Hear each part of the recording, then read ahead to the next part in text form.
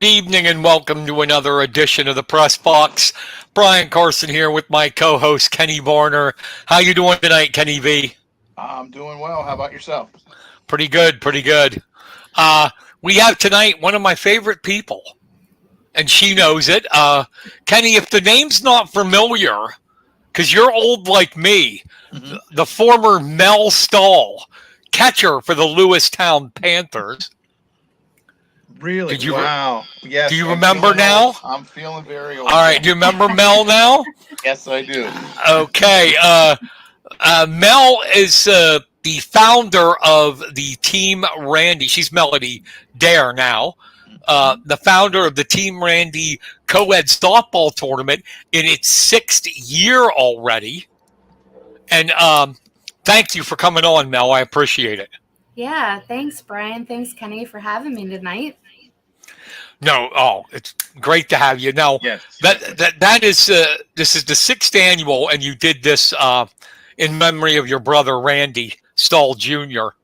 Um, can you tell everybody that some people might not know the story of how the Team Randy came about and why it came about and what your purpose was for it? Yeah, absolutely. So November of 2016, my family and I lost my older brother to suicide. It was probably one of the hardest challenges that we as a family have ever dealt with. Suicide is something that nobody ever wants to talk about. They want to sweep it under the rug, right? And the first year that we lost him, it was really hard. We really leaned on each other to get through the grievance process. And for myself, being a huge softball player, my brother was my biggest influencer. He taught me everything I knew. And we wanted to do something that could honor him and also remember him by. So we started a softball tournament 6 years ago. And honestly, when we started it, we had no idea what it was going to be like, how it was going to go, what response we would get. And I'll tell you what, it's the sixth year and we are going strong. It's just such an amazing event. Um, we've gone, normally we have between 9 and 13 teams. Last year was the first year that we had to utilize a second field because we had so many teams. We're doing the same thing again this year. And really, our goal behind this is to promote suicide awareness. We know it's out there. We know people deal with it. We know that people have lost loved ones to suicide. And we really just want to be there. Myself and my family were there to, one, support people in that area, but then also just to remember my brother when it comes to softball. And it's really amazing because a lot of players that come and play were players that knew my brother, they played with him, so it's kind of almost like a reunion, so to say. But we always um, raise money. We do raffle baskets, there's team entries. We raise money for American Foundation of Suicide Prevention, and we donate to them. A couple years ago, we kind of sat back and said, hey, we not only are we promoting suicide awareness, we want to do something more that we can see an impact in somebody's life, but then an impact in our community. So we actually started a couple years ago a scholarship fund in honor of Randy Stahl Jr. And we give $1,000 scholarship to a Mifflin County high school student that is pursuing a 2 to 4 degree on going to school for an art study. And it's just so amazing to be able to raise the money, number one. Number two, have an entire day full of softball. I mean, I always say it doesn't get any better when you get to spend a day at the softball field. To me, like that's wonderful. um, you can ask my family, like every weekend, that's where I am. But we're giving to the community, we're promoting suicide prevention, we're drawing the community down to the softball field for fellowship, for fun. And a lot of times somebody that's dealing with suicide, all it takes is one conversation and it could change their life forever.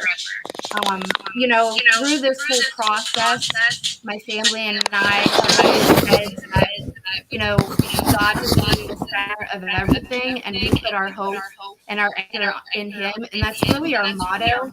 Hebrews 6:22 says, that's really what we promote during the softball tournament, and that there's people out there that can help and talk with you if you're dealing with any type of, losing somebody to suicide, or if you've even, gone through thinking about suicide. It's just a really great time. Yeah, before we get to the specific softball questions, a lot of misconception that people have is they think people who commit suicide, are just, it's outwardly showing they're so depressed, and it's not like that, is it? A lot of times, it takes, because I know you remember you telling me before, it shocked you guys that your brother did this. It was like out of the blue. Yeah. You're absolutely right. My brother was a godly man, went to church. He had 2 sons. There were underlining issues that he dealt with day to day, but there were no signs. We didn't see signs, and it hit us so hard. It was something that we had no idea could ever happen. And the scholarship in the art field, that's because your brother, correct, was like a graphic artist, if I remember correctly?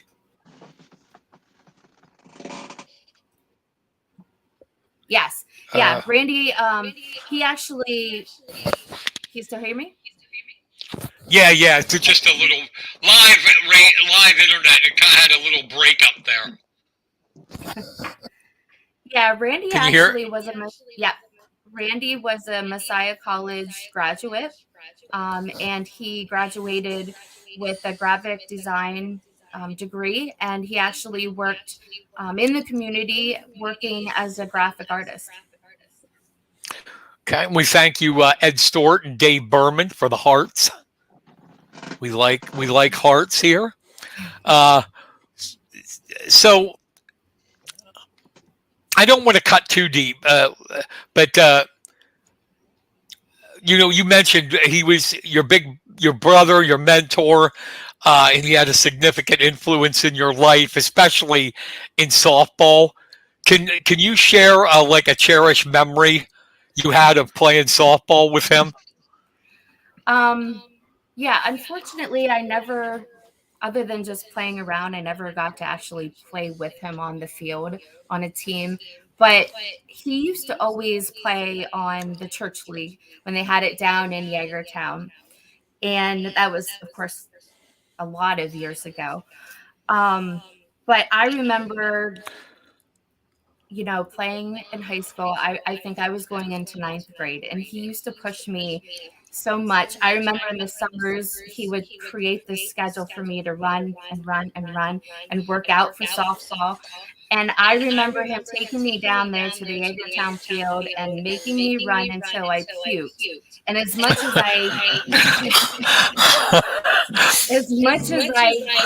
hated him at the time, being my big brother and pushing me, like I understood why, because he wanted me to be the best that I could be.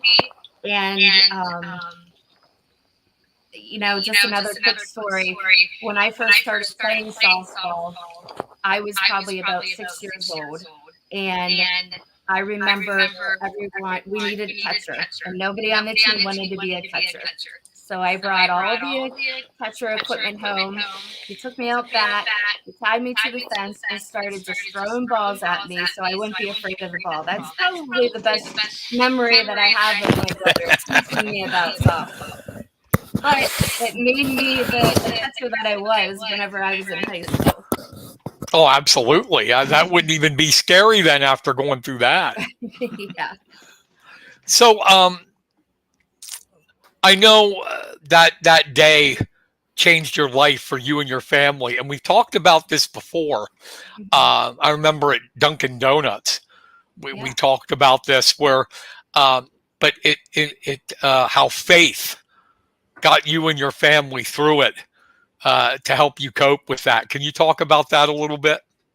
Yeah, I mean, like I said, it was probably the hardest thing that we ever had to go through together as a family. We learned that, God will give us certain situations where you may think that you can't, like it's too much, but, just know that God never gives us too much that we can't handle.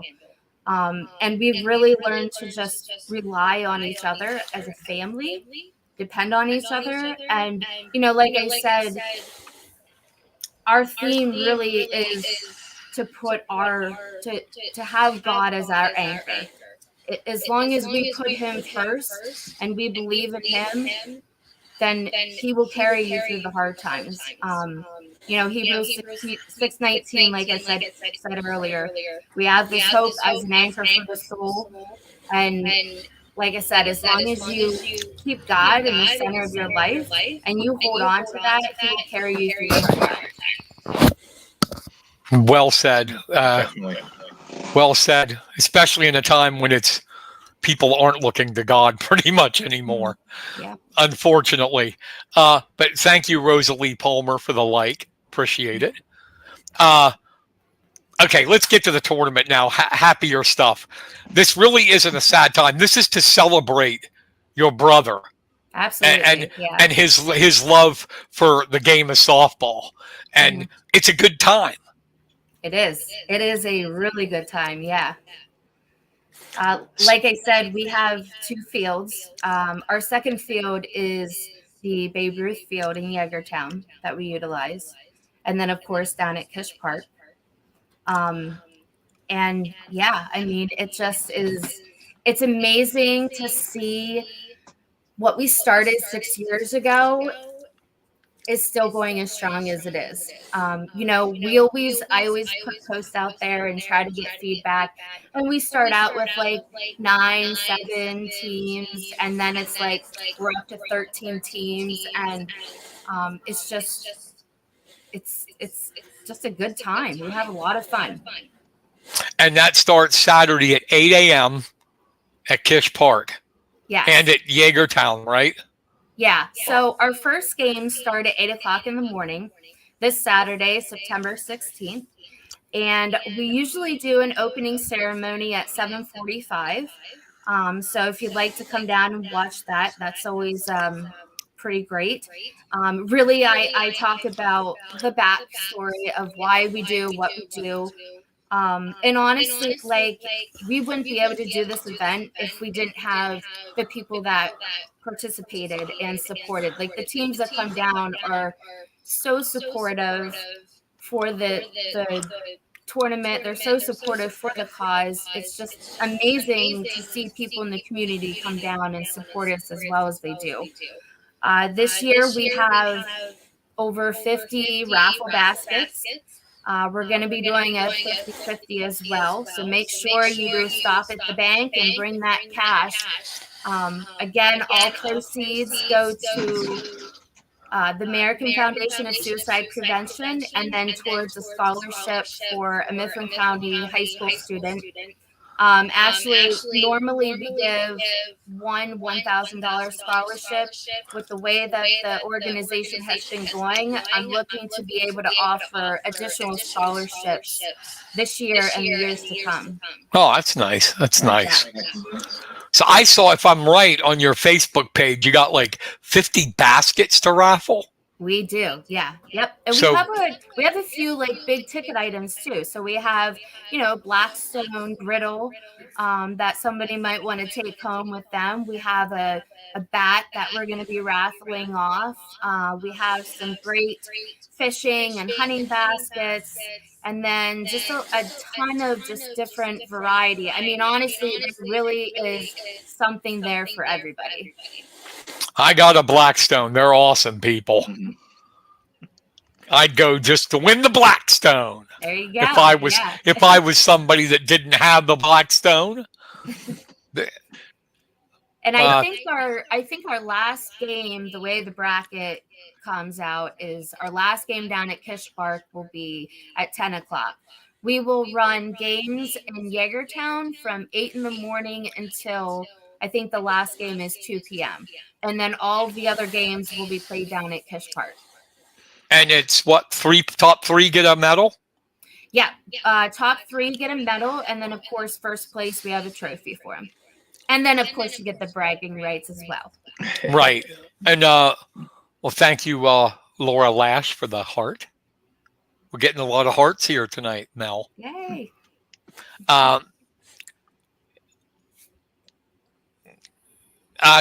You already gave me the Blackstone and that stuff, but the 50-50 raffle, I mean, how much is that going to be, and for a ticket? And when do you draw them, or do you do it throughout the day? So we'll start the raffle baskets first thing in the morning. And we usually go until about 4 o'clock. We usually pull the winners. Typically, you can get a ticket for $1, 6 for $5, and then you could do like a wingspan for $20. That's usually about 42 tickets. You think people a Blackstone's like $200? Yeah, like come on, man. The bigger ticket items, we might do a little more, maybe a $5, $10 for a ticket. But yeah, I mean, I'd definitely pay $20 to have a chance to win a Blackstone. Right? Yeah. See, I'm pumping the Blackstone up. I know. I don't have one, and I almost. They are awesome, Mel. They are awesome. I know. My dad has one, and he loves it. Kenny, I'm sorry, I'm hogging everything again. Do you have a question? Yeah. It looks like you're gonna have good weather this weekend so far. Mother Nature's not gonna interfere, hopefully. But if something happened that she would, do you guys have a rain date? Well, we're all going to say a prayer and make sure that we have wonderful weather Saturday. We don't currently have a rain date right now, but we definitely would reschedule. I know right now down at Kish Park, we just started our fall ball season, so I would have to and we have some tournaments going on up until the end of the month, but we would definitely reschedule. It's not an option to not have the tournament. Yeah, tell him, Mel, you're a catcher, man. You'll play in anything. Yeah, absolutely. We used to die to play in the rain. So, how do you feel? How has the local community responded to the tournament, you feel, over the years? You know what? Actually, every year it seems like we get more spectators more and more, which is really great. We've actually... we have Kirk, the pastor from Assembly of God, that's going to be coming down and opening the ceremony with a prayer. And we really promote it within his church and other churches, and really trying to just spread the word to get them down and hey, have that conversation with maybe somebody you don't know. Like I said, that one conversation could change somebody's life forever. Absolutely. Definitely. Absolutely.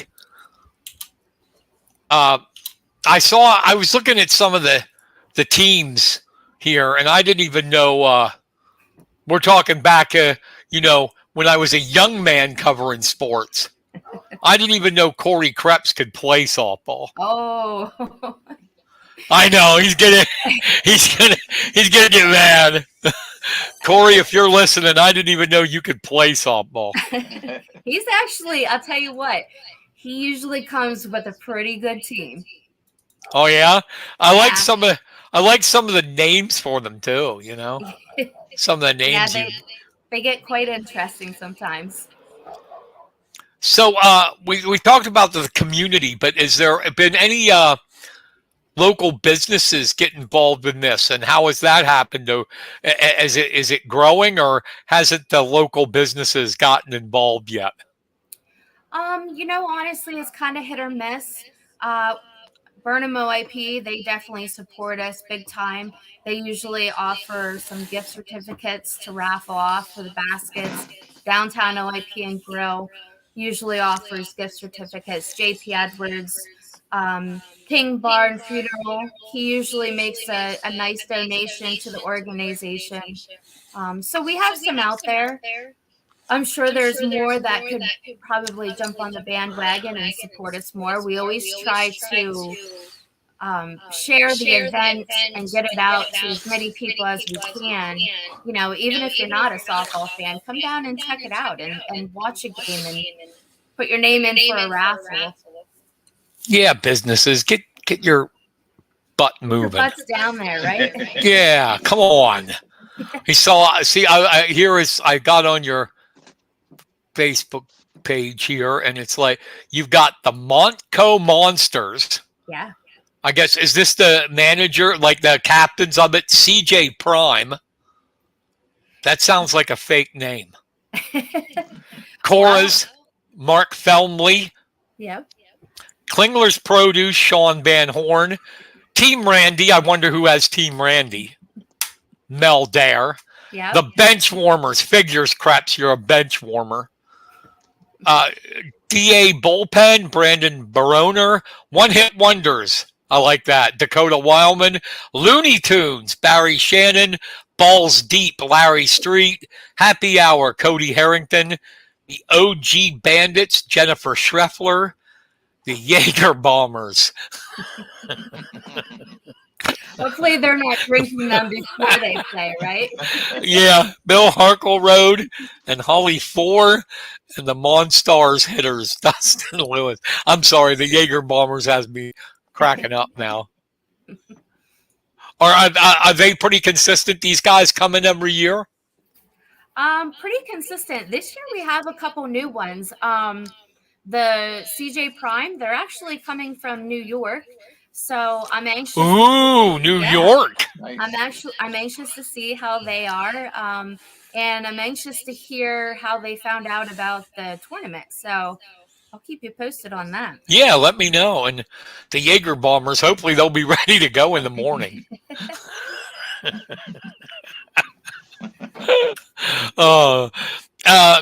Is there any opportunities available for people who want to volunteer or contribute in some way? We're always looking for umpires to donate some time. We do have an umpire secured for our second field. It's nice to get some umpires. Definitely for next year, anybody that would want to umpire, we're always looking for them. If anybody's willing to donate time, we definitely will have something to do, whether it's, running around with the 50-50 tickets or helping at the raffle baskets. We will not say no. I don't blame you. Can you do a little walkthrough of what people who attend can expect this Saturday? Yeah. So the opening ceremony, like I said, starts at 7:45. We have somebody that'll be singing the national anthem. Like I said, I do kind of a little spiel of just the background of the organization, why we do the tournament, kind of just give a shout out to my brother that day. And then we'll start with the games, and we usually have music blaring all day down there to make it fun and enjoyable. Games are 45-minute timed, so they move pretty quickly. And we'll have, like I said, we'll have lots of tables with raffle baskets. And how do you think the tournament has evolved since its inception? Oh, I just honestly, I have people I play ball when it's warm. As soon as come like the end of April, I'm playing ball until the snow comes. And usually I have players coming up to me asking me in May when I'm doing the tournament because they always tell me it's probably the best run tournament that they've ever played in. And, I think it's just because we try to have fun and, try to get everyone involved. And, people come back to that. If you run a good tournament, if, you make it fun for them, they come back for it. So it definitely has just, for us to do 2 fields and we're still playing until 10 o'clock, 11 o'clock at night, that's pretty big. Yeah, I was going to ask you, how's the logistics on that? That's to run 2 fields all day. It runs pretty smooth. Like I said, last year was the first year that we did 2 fields, and it went very smooth. I just finalized the bracket a couple nights ago, and it kind of makes your head hurt when you're trying to finalize that. Just because you want to make sure there's so much that goes into it. You want to make sure that everyone tries to at least play on field 1. So if you start at field 2, you got to try to at least get them to field 1. So because that's where all the action is, right? So and just trying to kind of line teams up so it's an even playing field for everyone. But I think we have a pretty solid bracket this year. And like I said, I think our last game starts at 10 o'clock at Kish Park. So it will be all day. How's your team look? I think we're looking pretty good. All right. A couple home runner hitters. Oh, there you go. So, has they reached out to you and recognized you, the American Foundation for Suicide Prevention, and what you guys are doing? Well, I communicate with them just because of the what we give them, the proceeds that we give them. But they haven't, it's not like anything big. And we don't look for accolades when we do this.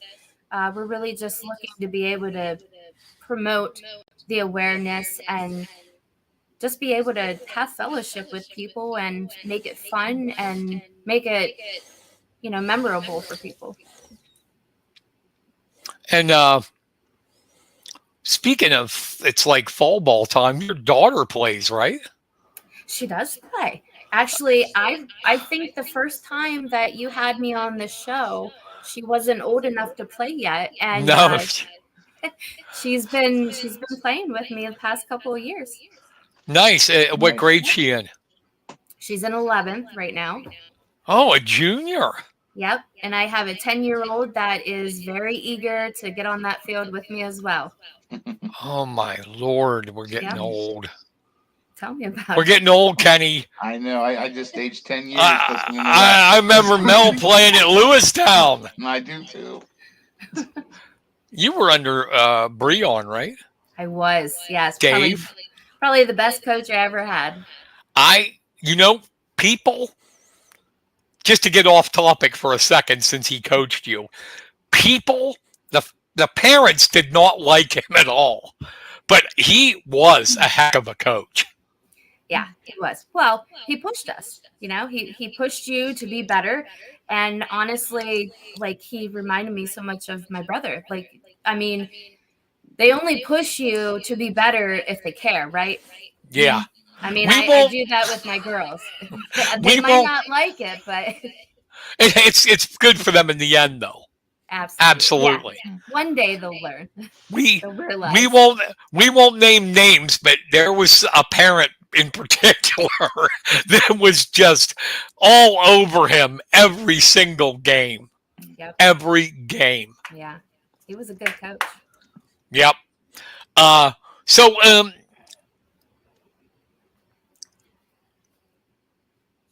Kenny, go ahead. I'm going to ask the last question then.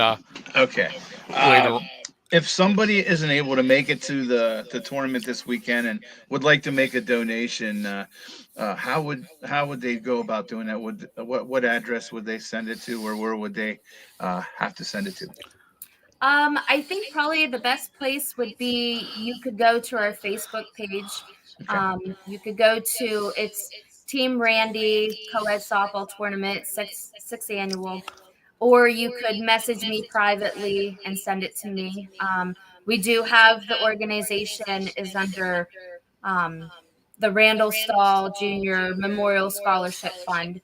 So if anybody is wanting to make a check out to them, that's who they would make it out to. I'd say that probably the easiest way is just to contact me through Facebook, and then we can go about getting those donations. That was a good question, Kenny. Way to go. Anything else, Ken? No, I don't think I can top that one. Mel, is there anything else you'd like the community to know about this year's tournament, or the cause it supports? Gosh, I mean, I think we covered a lot of ground tonight. Again, I just want to thank both of you for having me on here. And like I said earlier, come out, have some fun, maybe win a raffle basket. The biggest thing is have fellowship with people, talk to people. That one conversation can change everything. We're just looking for people to come out and have a good time, enjoy some softball, and just make a whole day of it. Awesome. Yeah, I had to make it up to you. Last year, I didn't invite you on because I wasn't doing the hotline.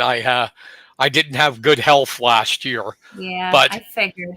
But Kenny and I, we got this going in last September, and when I saw Team Randy rolling around, I thought of you right away, and I'm glad you came on as always.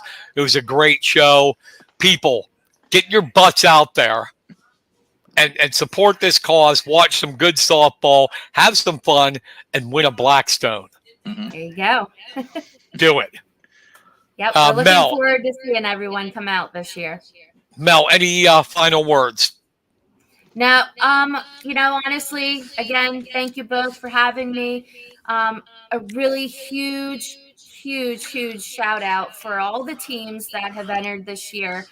We wouldn't be able to do any of this if it weren't for all you players that come out and play. Sometimes you come out and play the entire day. We really appreciate you guys. We appreciate the businesses that support us. And of course, we appreciate the umpires. You always want to make sure you're nice to your umpires. Yes.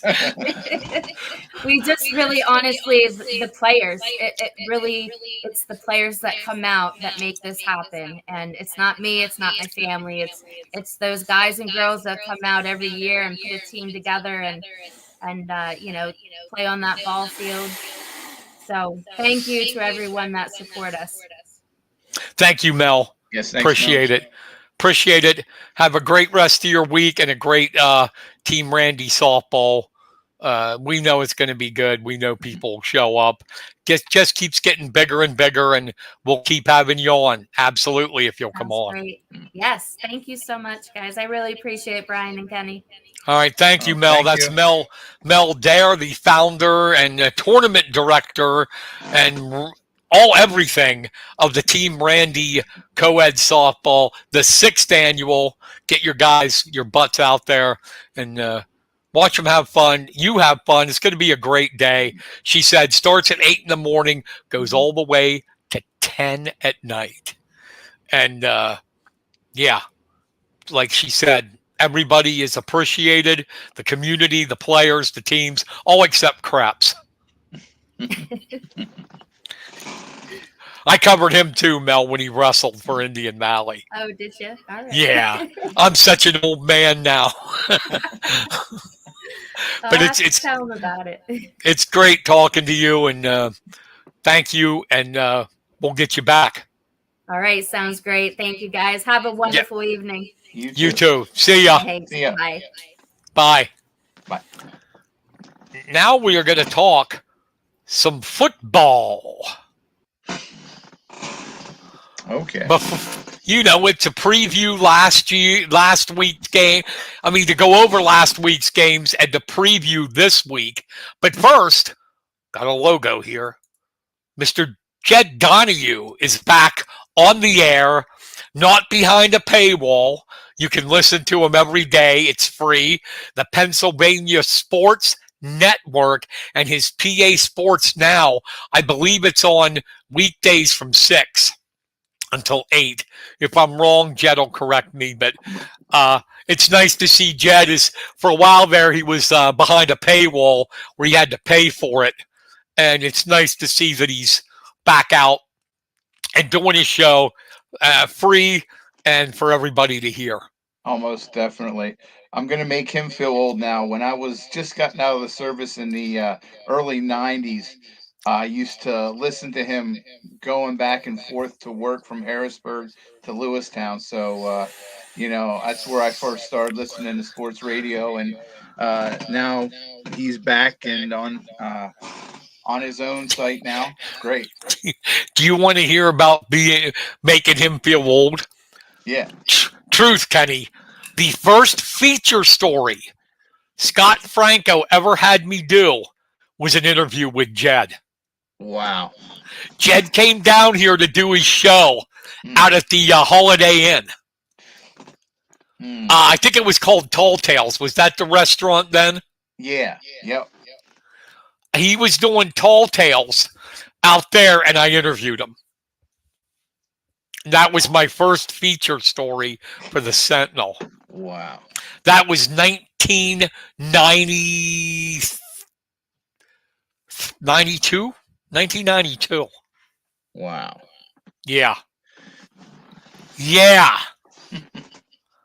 All right, so let's talk high school football. All right, I'm ready. God, I love high school football. Here we before we get to high school football, one quick thing I gotta say, Kenny. I must say it.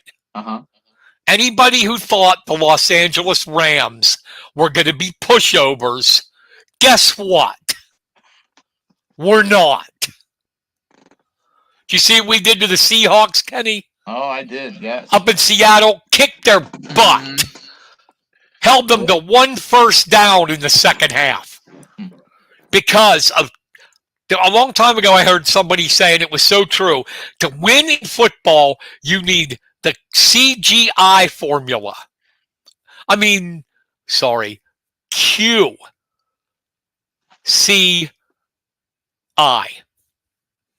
Quarterback. Matt Stafford is disrespected every year, Kenny, and he's one of the best quarterbacks to ever suit it up. Boy, he really shook off his injury, didn't he? You better believe it.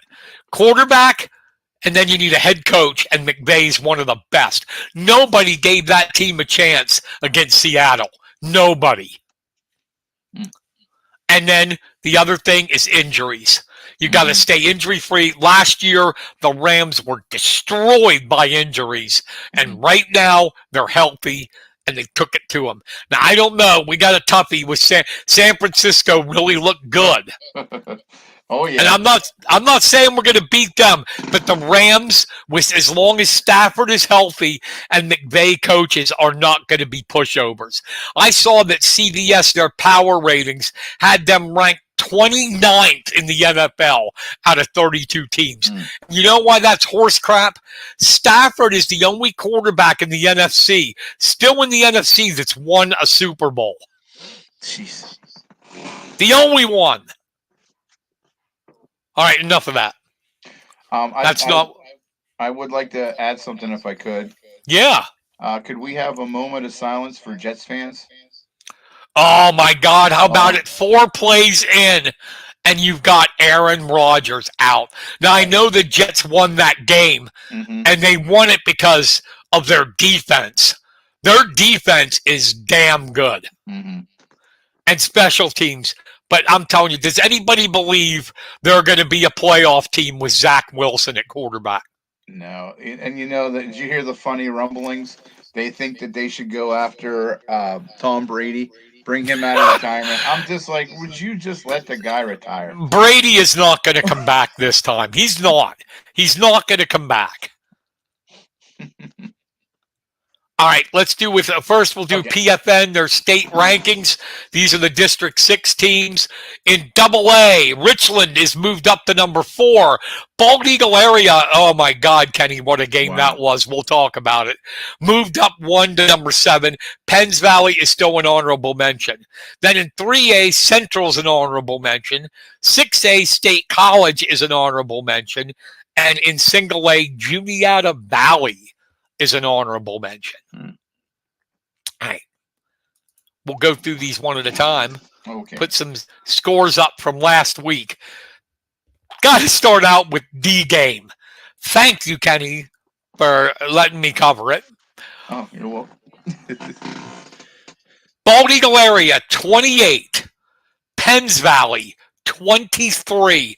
Bald Eagle area, I watched this game on the stream, down 17-0 after the first quarter.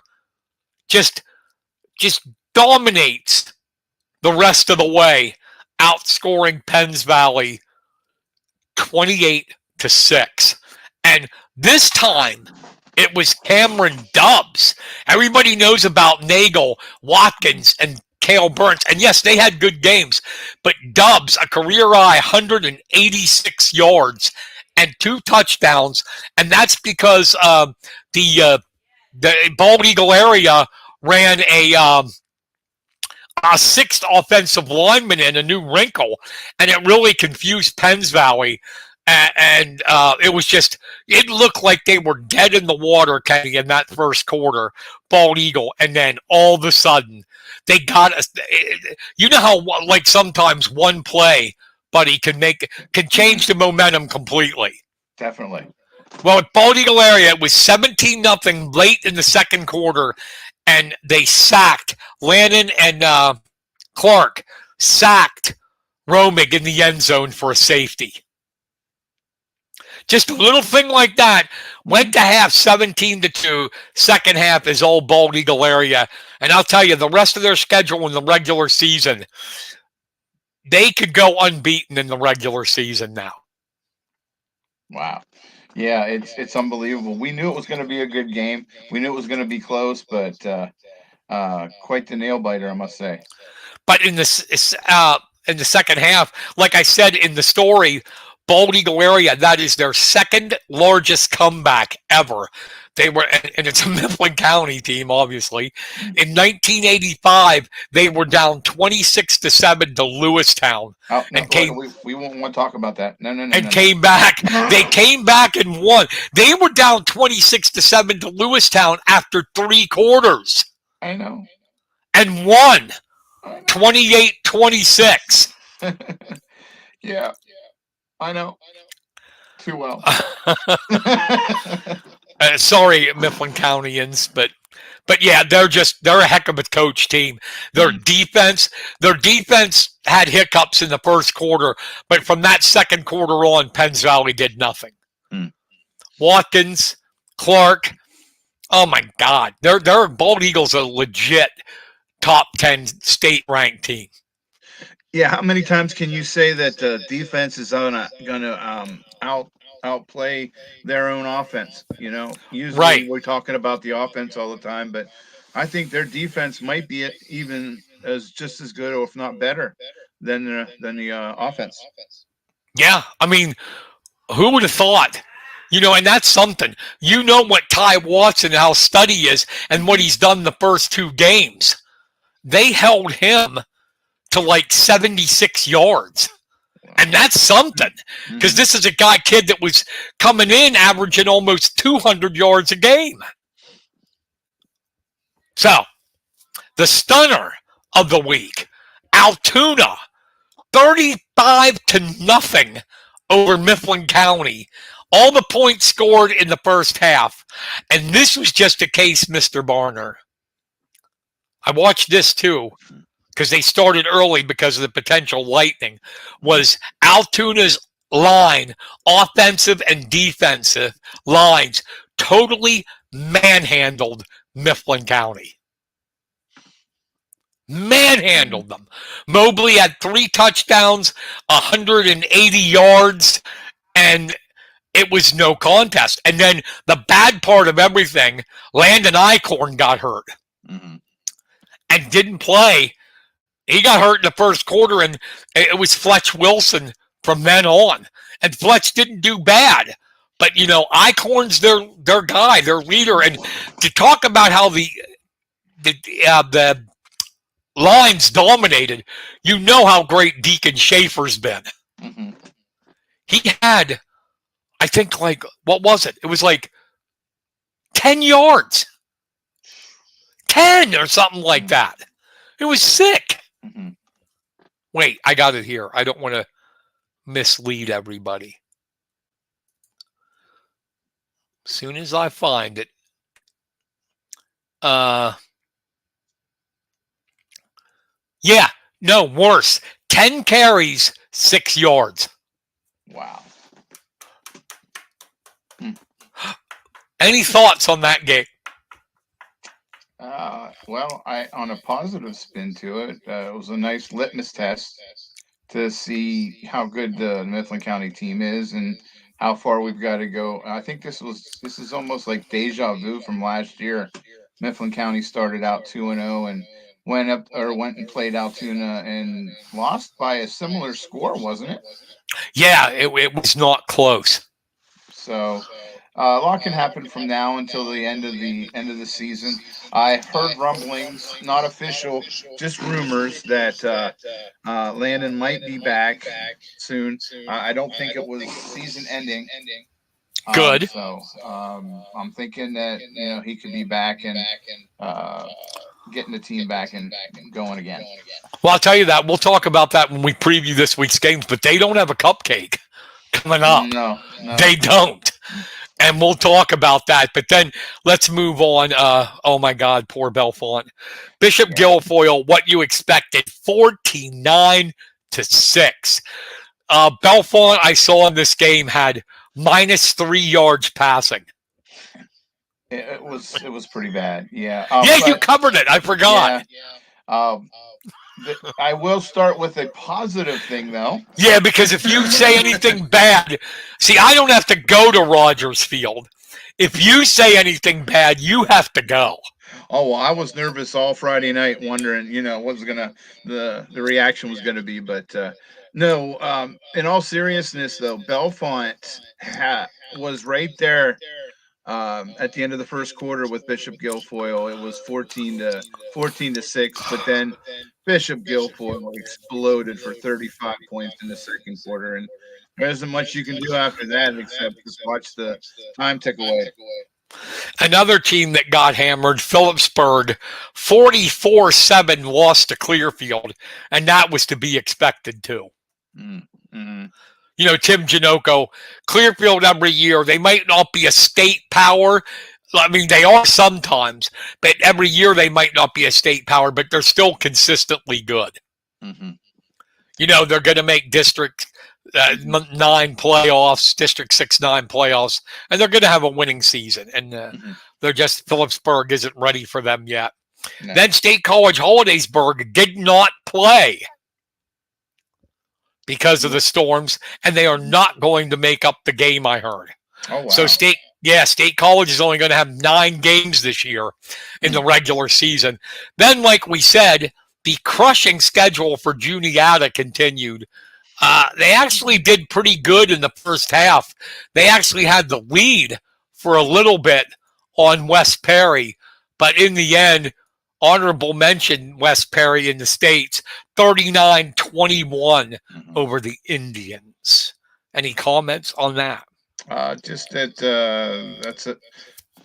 Just that I'm sure that the Indians are ready to get on to Newport this week and finally have a contest that they can win. Yeah, and we mentioned their non-conference schedule: Troy, and then Selinsgrove, and then West Perry. All so right, they had, I believe. Yeah, they West Perry, and Selinsgrove. Selinsgrove, I believe, is ranked. West Perry's an honorable mention. Troy is not, but I mean, they have a good. They were 9-3 last year with everybody coming back, and I think they're 3-0 right now.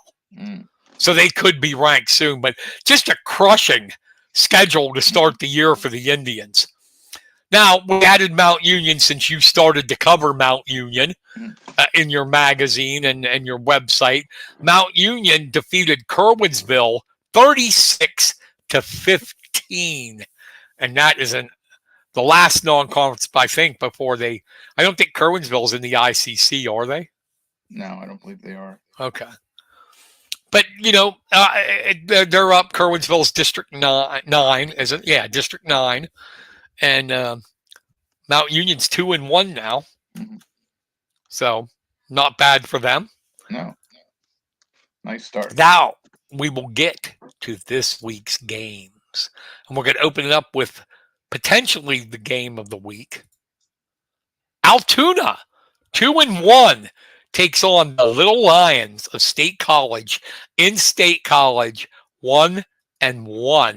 And Altoona, we talked about Mosley. He had 166 yards and 3 touchdowns. Excuse me, I was wrong. I said 180 against Mifflin County. He's got 410 yards and 6 touchdowns on the season. So you know what Altoona's going to do. What they did with Mifflin County. Play smash mouth football and run it. Try to run it down State College throats. Now, normally we probably say State College has this. But a question we got to ask, Kenny, is will Dante Sheffy play? That is now, he's had a week off with the Hollidaysburg stuff, but Sheffy, they lost to Downingtown East, and Sheffy did not play in that game. So it's going to be hard to predict because State College, they found a quarterback in Corkery, and Salazar is a damn good receiver. But I'm telling you, if Sheffy does not play, it changes State College, and Altoona could win this game. What do you think? Well, I think that State College has a lot of good things going for them going into this game. Like you said, they had the week off. You have an Altoona team that might be feeling their oats a little bit, beating up on Mifflin County. But the defense of the Little Lions is a little different than the Huskies. So I don't care if Sheffy's in or not. I think they'll find a way of getting it done. And I think they'll protect their home field. And they might be a little pissed off from the game that they lost here a couple weeks ago. So I look for State College to take it 24-17. I believe State College will win too, even without Sheffy. But I think without Sheffy, it'll be a lot closer. I do. I think if Sheffy plays, it's not going to be close. State College is too good. But if he doesn't play, can I give 2 scores? Sure. If he doesn't play, I'm going to say 31-24 State College. If he plays, I'm going to say 38-14 State College. Just had to get that in. Cool. The other potential game of the week. Lower Dauphin, the Falcons come in to Mifflin County to take on the Huskies, the start of the Mid-Penn Keystone schedule. They are both 2-1 on the year. And this is why I said, listen to this, people, why they are not going to be pushovers. Lower Dauphin last week beat Elizabethtown 30-0. All right? They have only given up, actual truth, they have pitched in their first 3 games, their 2 wins were by shutout. Their only loss was 24-21 2 weeks ago to unbeaten Twin Valley, who is honorable mention in the state in 4A. 24-21 against an honorable mention team. That is their only loss. The wins were shutouts. And as I said, they live by the run too. They use Dakota Sari, Gerald Sanders, and their quarterback, Carter Burton, runs. And their defense is tough. And you got to wonder, is if Eichhorn doesn't play, Mifflin County's, I think, going to be favored in this, but Lower Dauphin could win. Oh, and that's nothing. And that's nothing against Fletch Wilson, but this is a team that is not bad. When you have 2 shutouts and your only loss is to an honorable mention state-ranked team, you're good. Mm-hmm. Give me your thoughts. Oh, I think this is a game you can just throw a toss up. I don't. A lot of variables in this one. That if Eichhorn plays, if he doesn't play, if Mifflin County can get the passing game going, their offense will get rolling because that'll open up the run game and vice versa. A lot of buts, a lot of ifs, ands. I'm gonna get Mifflin County by 2 at 23-21. On the other hand, I don't think Eichhorn's going to play this week. I just got that feeling. They must establish Schaefer. Mm-hmm. If Schaefer, you look what he did the first 2 games. If Schaefer only gets 6 yards again, Mifflin County's in deep trouble. Mm-hmm. Deep trouble. Would you agree? Oh, I agree. They got to get it going early. Because last week, and that's hard to believe the way the first 2 games were, but then again, it was against Central Mountain and Chick. Mifflin County had only 118 total yards against Altoona, only 7 yards rushing. 7. As I said, Wilson didn't do too bad. They had 111 yards passing, but I'm telling you, this is a toss-up. This is a big toss-up, but I'm going to, I don't know. I think I'll give a little hometown love. I think it's going to be very close. I am going to say 23-21 Mifflin County. It's going to come down to turnovers, I think. Mm-hmm. Next, the Eagles. Bald Eagle area 3-0 hosting Tyrone 1-2. This would have been a great rivalry if it was the Tyrone of the 80s and 90s. Mm-hmm. But this isn't the Tyrone of the 80s and 90s. But then again, Tyrone too, they haven't lost to bums. And I'm going to tell you they lost to. They lost to Central, honorable mention in the state rankings in AAA, and they lost to Clearfield. So not bums. Mm-hmm. They got a good quarterback in Ashton Walk. But who am I kidding? I'm trying to pump this up. It's going to be Eagles. It is going to be Eagles all over the place. Now that they have a running game, holy God. They put that 6 lineman in. If Dubs can get that kind of yardage, it opens up Nagel and that passing game. And we already talked about the defense. This thing is going to be 38-7 Bald Eagle area. I think it's a little different. You got to watch your after winning a close game like that to Penns Valley. There might be a little bit of an emotional letdown. Are you hearing this, Jesse Nagel? Hey, there always might be a chance. I'm not saying Bald Eagle's gonna lose, but Kenny's dissing you, Jesse.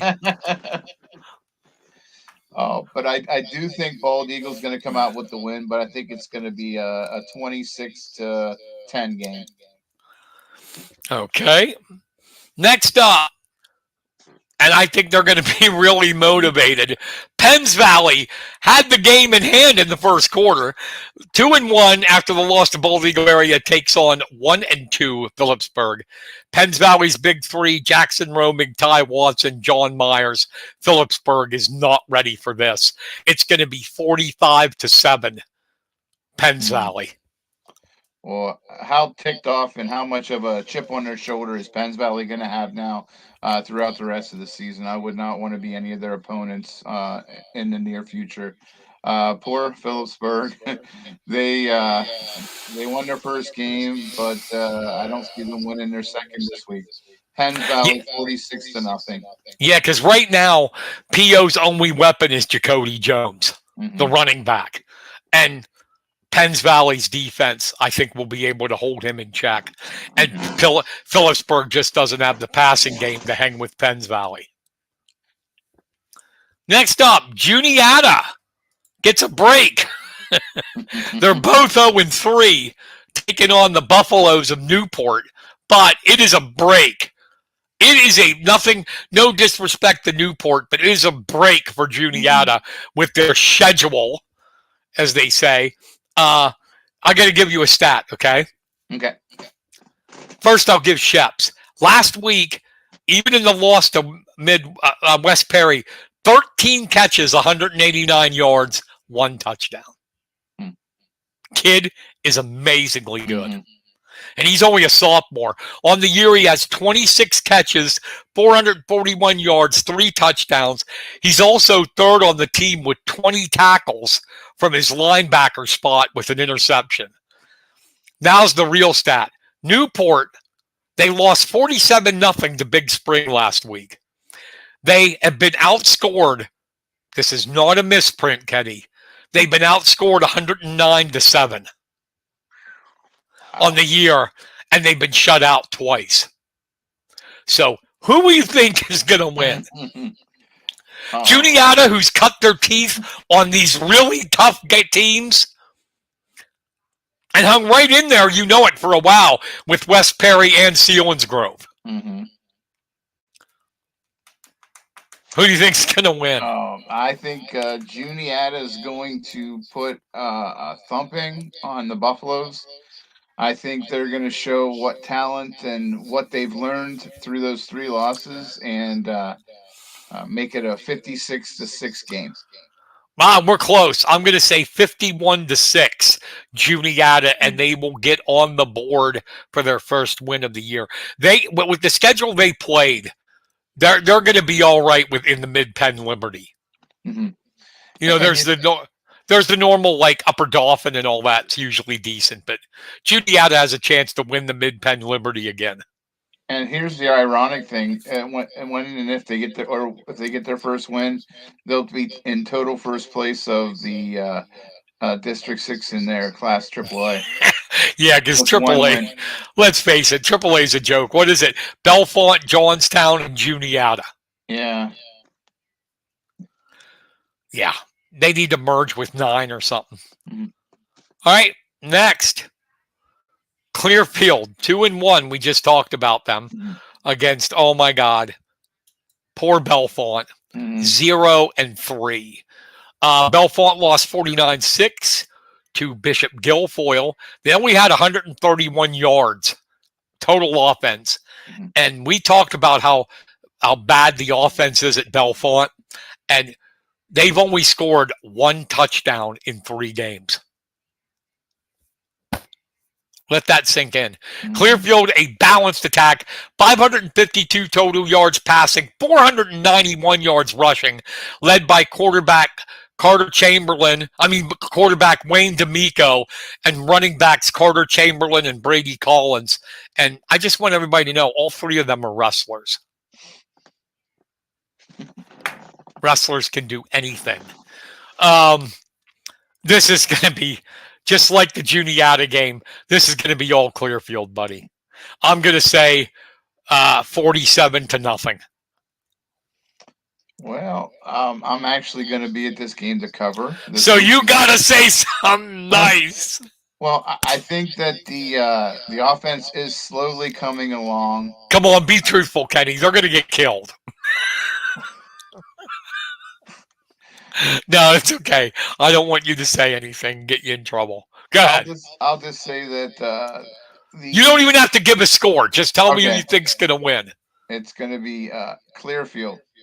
Okay, you can tell me off the air what you think the score is going to be. Okay, that sounds good. Finally, the new kid on the block that you're covering, the Mount Union Trojans, 2-1 on the season, travel to Allport to take on West Branch, 0-3 on the year. Uh, Mount Union led by quarterback Bryce Danish. Last week he was 11 of 16, 188 yards and a touchdown.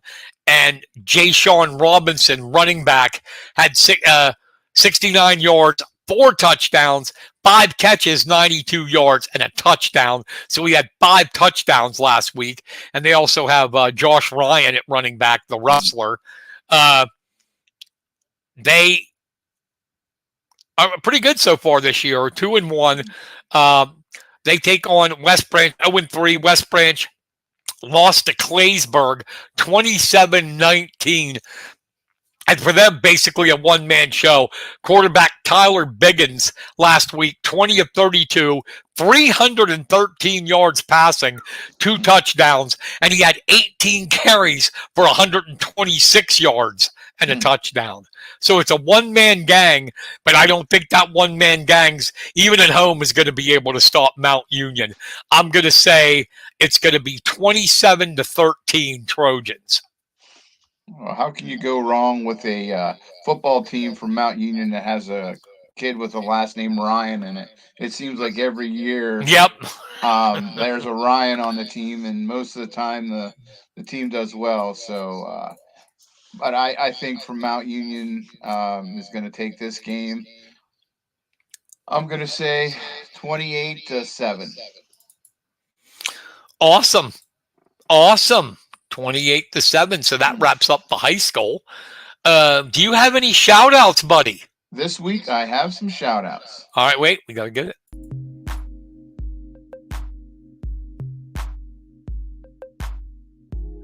It's Kenny Garner, his weekly shout outs. Feeding the Ducks. Before you say anything, I was watching YouTube today, and I play fantasy football, DFS, and there's a show. They have a show on, and this guy, his music is feeding the ducks. No way. Yes, he must use the same software to stream as we do, because he was playing Feeding the Ducks, and I just cracked up laughing. Oh, that's so cool. Give me your shout outs, buddy. Okay. We'll start out with Bellefonte boys soccer player Brady Wirtz. Finished yesterday with a hat trick and 2 assists against Clearfield in the victory. Congratulations, Brady. Yeah, congratulations. And these all happened yesterday. This was a good day for soccer players. Next one is East Juniata boys soccer player Rhett Smith. Finished with 4 goals, 2 assists in the Tigers' win over Line Mountain. The Juniata boys soccer player Avery Portsline led the scoring in the contest, posting a hat trick. And back to what we talked about earlier, the Bald Eagle football team, as they trailed against Penns Valley 17-0 at one point, came rolling back to complete the comeback. So that's a team shout out. Yeah, Jesse Nagel, who's been on this show a couple of times. He's got a heck of a football team. Mm-hmm. He has got a heck of a football team, and they don't get rattled. I mean, it's proven when they were down 17-0. Thank you for that. The like there from Josh Snook. Appreciate it. Okay, I got to tell you, but we always go over, but I know we're over, but I got to ask you because it's your team. What the hell happened to the Pittsburgh Steelers? Boy, I don't know. Is it the 49ers are that good? Or is it just that the Steelers play so bad? For Steeler fans, I don't think Kenny Pickett is the answer. I know a lot of Steeler fans do. I don't think he is. He makes too many damn mistakes. Well, I think last game was a combination of both. I don't think the Steelers were expecting quite the performance that the 49ers put out. Yeah, Pickett was rattled from beginning to the end. I just think that we'll see a better Pittsburgh game here. Hopefully, when they play the Browns, I think they play the Browns this week. But yeah, they got shell shocked, and I'll tell you what, I would not want to tick off our coach, and he seemed pretty ticked. Right. I covered them for a couple of years, and I asked him a question once that he didn't like. Mm-hmm. He glared at me for like 10 minutes. Dang. Even while he kept talking and answering questions, he glared at me. Do you remember Limas Swede that they drafted from Texas? Mm-hmm. From Texas, he was like a first or second round pick. And I said to him, would you consider him a bust? Because it was like his third year and he still wasn't doing anything. And oh my God, did I get a look? Really, I was intimidated. I don't get intimidated much, but when Tomlin gives you a freaking look, you're like, uh-oh. But maybe you were right. Maybe I should. Yeah, and he was a bust. Maybe I shouldn't have asked that question. But I think what we have in NFL Week 1 is overreaction. Mm-hmm. Everybody thinks, I mean, they're already putting the 49ers in the Super Bowl, and that's horse crap. You don't know what's going to happen with injuries or anything. It's only 1 week. Calm down. But the Steelers really look bad for being at home, and San Francisco traveling the whole way across the country. Steelers look bad. But, there are certain teams that the Steelers do not do well against no matter what the records are. San Francisco is one of them, and the other one is the Chicago Bears. They never seem to win against them. And I think the Tampa Bay Bucks. There are 3 teams that they seem to have problems with. I don't know whether it's the matchup or what, the styles, but they just don't seem to do well. Yeah, that's true. I'm hoping. That's true. Yeah. But hey, what are you covering this week? Tomorrow I got. I'm sorry. You said about high school already. You got Bellefonte and Clearfield. Yeah. And you must hate yourself. I just want to give these kids some pumping up. You must hate yourself. I'm gonna have Bellefonte people wanting to kill me. Okay, go ahead. Who do you got tomorrow? I got Mifflin County volleyball. They're doing good. Yes, that program has really turned around under the new coach. Help me out. How do you pronounce her name? No. Is it Slepica? Yes, Slepica. Okay, because I want to invite her on the hotline, but I don't want to. I don't want to get her on there and go, "Hello, Jen," and then say her name wrong. Go ahead. What? And then Friday you got. I got Bellefonte versus Clearfield. Anything on the weekend? Nope. Gonna actually take off the weekend and relax a little bit. I do not have anything, so I'm probably going to watch the stream of Mifflin County and Lower Dauphin and maybe go back and forth. I'll have Mifflin County on my TV with YouTube, and Bald Eagle area streams all their games, and I'll probably have Bald Eagle on my computer to overdose on high school football. Nothing wrong with that. And then I got nothing to do this week. So yeah, that's it. It's going to be a good rest of the week for high school sports. Mm-hmm. Everybody, be good. Weather is supposed to be great. We appreciate all of you for being on here, for listening to us. As you always do, we appreciate it. Any final words, Mr. V? Just get out and enjoy the weekend. It's still supposed to be pretty warm, so enjoy this and watch your favorite teams Friday night. Yes, it's best time of the year, but now and into the winter because of wrestling in the winter, and here you got high school football, college football, pro football. It's awesome. All right, that's going to do it for us. For Kenny Varner, I'm Brian Carson. Thank you for listening, everybody, and we will see you again next week. Take care. Good night, everybody.